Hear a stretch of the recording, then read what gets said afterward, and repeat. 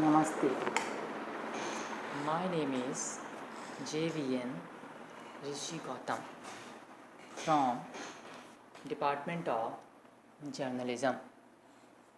Today's topic is what is decentralization? The term decentralization embraces a variety of concepts which must be carefully analyzed in any particular counter before determining if projects or problems should support reorganization of financial, administrative, or service delivery systems. Decentralization, the transfer of authority and responsibility for public functions from the central government to subordinate or quasi-independent government organizations and or the private sector, is a complex, multifaceted concept. Different types of decentralization should be distinguished because they have different characteristics, policy implications, and conditions for success. Types of decentralization.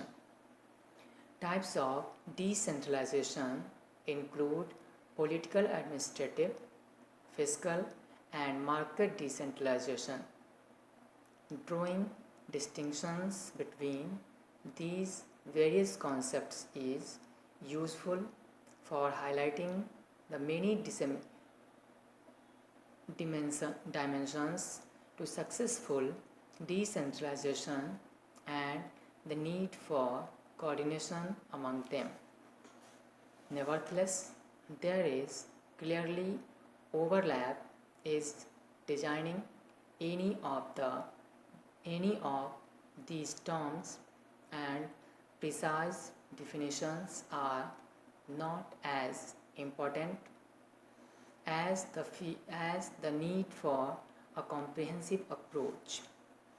Political, administrative, fiscal, and market decentralization can also appear in different forms and combinations across countries, within countries, and even within sectors. Next is political decentralization. Political decentralization aims to be given citizens or their elected representative more power in public decision making. It is often associated with pluralistic politics and representative government, but it can also support democratization by giving citizens or their representatives more influence in the formulation and implementation of policies. Advocates of political decentralization assume that decisions made with greater participation will be better informed and more relevant to diverse interests in society than those made only by national political authorities. The concept implies that the selection of representatives from local electoral jurisdictions allows citizens to know better their political representatives and allows elected officials to know better the needs and desires of their constituents. Political decentralization often requires constitutional or statutory reforms, the development of pluralistic political parties, the strengthening of legislatures, creation of local political units, and the encouragement of effective public interest groups. Next is administrative decentralization. Administrative decentralization seeks to redistribute authority, responsibility, and financial resources for providing public services among different levels of government.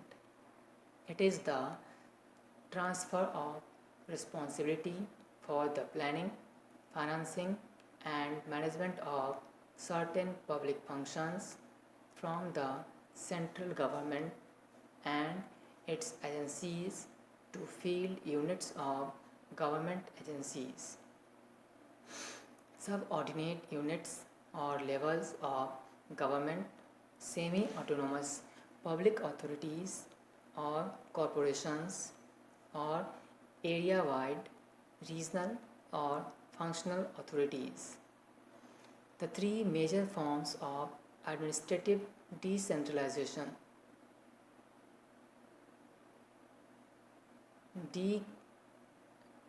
deconcentration, delegation, and devolution each have different characteristics. Deconcentration, which is often considered to be the weaker form of decentralization and is used most frequently in unitary states, redistributes decision-making authority and financial and management responsibilities among different levels of the central government. It can merely shift responsibilities from central government officials in the capital city to those working in regions, provinces, or districts, or it can create a strong field administration or local administrative capacity under the supervision of central government ministries. Next is delegation. Delegation is a more extensive form of decentralization. Through delegation, central governments transfer responsibility for decision making and administration of public functions to semi-autonomous organizations not wholly controlled by the central government, but ultimately accountable to it. Next is devolution. A third type of administrative decentralization is devolution. When government develop functions, they transfer authority for decision making, finance, and management to quasi-autonomous units of local government with corporate status. Next point is fiscal decentralization, means financial decentralization. Financial responsibility is a core component of decentralization. If local governments and private organizations are to carry out decentralized functions effectively, they must have an adequate level of revenues, either raised locally or transferred from the central government, as well as the authority to make decisions about expenditures.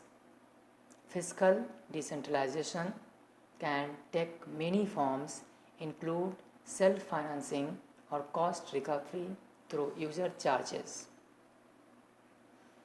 B. Co-financing or co-production arrangements through which the users participate in providing services and infrastructure through monetary or labor contributions. C. Expansion of local revenues through property or sales taxes or indirect charges. Thank you.